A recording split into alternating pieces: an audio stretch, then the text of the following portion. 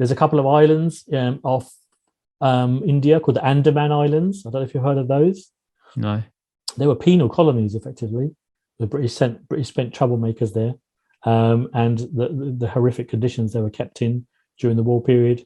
Anybody who effectively raised their head against the British was either hanged or what they called transported for life. So it was a very it's empire at the end of the day. They need control, and if it's through newspapers or legislation or just violence, they're going to do it, and that's the kind of time period we're talking about, really. Yeah. Jeez. That is There's a lot of stuff going on. No, there was a lot of stuff happening at that time. I think two questions to round it out. My first question is, have you actually encountered any pushbacks from Sikhs by covering this topic, and anybody going against your opinion, saying no, Sikhs were pushed and forced into it, etc.? That's the main question, because obviously going back to the statue in Smethwick was vandalized like a week after it was put up, I think.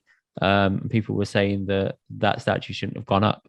So I think there's a lot of underlying tension in the community of Sikhs that sort of don't like how things were depicted or how they were shown to be heroes, when the reality is they feel like they were maybe coerced into it. I think a lot of people do see them as Sikh soldiers and Indian soldiers at that time as mercenaries, or being used as cannon fodder for the British. I think there is some truth to that. There is a little bit of truth to that, but as I've hopefully I've sort of shared in the podcast, is that it's a hugely nuanced time. It's complicated, isn't it? So complicated. I mean, and you'd expect that. To be honest, that was one of the things I wanted to be true. That when I went into this and found out about these things, that it wasn't, oh yes, I'll join the army and go and fight this war which I know nothing about, and I'm a volunteer. I was hoping it wasn't that case. That wasn't the case. And the letters, and this is where I think my book is different, is the letters don't lie. These were translations made by the British of these people and what they've been saying, and because my sort of background lies in the sort of analysis of information, as well as quantitative as well as qualitative, and qualitative in this case, I was able to obviously generate themes from these information. You can draw pictures and you can see common recurring. So we're talking patterns. In this book is definitely themes, patterns.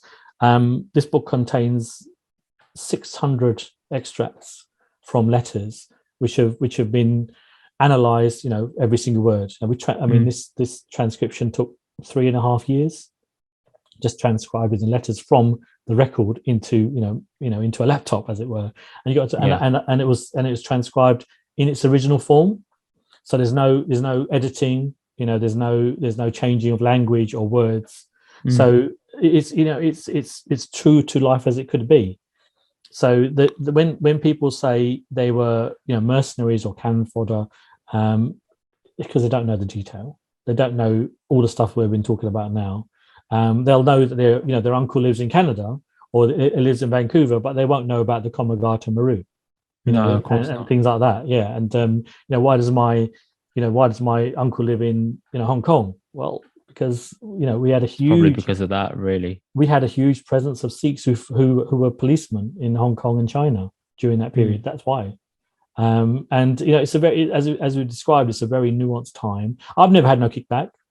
I've never had anybody say to me, well, I don't think what you've written is right, because to be fair, I've only summarized the content of the letters and then presented the letters. So you can't really argue with what's there. You can't argue with the stuff that's been written in ink all those years ago. You can interpret it differently. But you can interpret it differently. And you can't really argue with the summary of what's there in front of you, because it's sort of quite straightforward to a certain extent. These letters show this, and there is some other letters which show the opposite, but overall, this is what they're saying. I mean, the other thing I'd say is, although the letters are a snapshot, there were thousands and thousands and thousands of letters which weren't recorded, but what they did record is the ones they felt was the most interesting. And there's still some letters that you weren't even able to access. So maybe they could draw a different picture. Who knows? Yeah. I mean, I transcribed every single letter, which was just over 1,000, because I wanted that fuller picture. So in the archive in the British Library, I transcribed every single letter, and then I extracted the ones that actually made sense and actually I could put into a theme. And I could have used some other ones and created a different theme or another chapter, but actually these chapters were probably the most interesting, the ones that I did extract. And the other thing I would say is that the voices, I've called it Sikh voices, so they're not just the letters. I found multiple other sources. I used newspapers. Remember we spoke about newspapers earlier? Yeah.